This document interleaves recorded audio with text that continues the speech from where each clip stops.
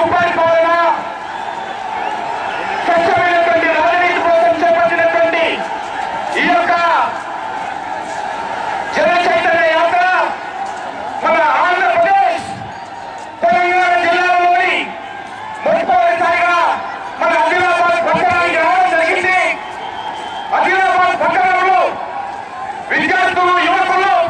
మహిళలు, ఉద్యోగస్తులు, కార్మికులు ఇంత పెద్ద ఎత్తున అద్వానీ గారికి స్వాగతం పంపుతున్నందుకు రాష్ట్ర భారతీయ జనతా పార్టీ తరఫున మీ అందరికీ హృదయపూర్వకమైనటువంటి ధన్యవాదాలు తెలియజేస్తున్నాం. అదేవిధంగా భారతీయ జనతా పార్టీ అఖిల భారత ప్రధాన కార్యదర్శి, యాత్ర ప్రముఖమైనటువంటి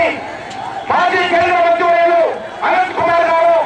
అదేవిధంగా మాజీ కేంద్ర మంత్రివర్యులు అఖిల భారత ప్రధాన కార్యదర్శి రవిశంకర్ ప్రసాద్ గారు, బీజేపీ రాష్ట్ర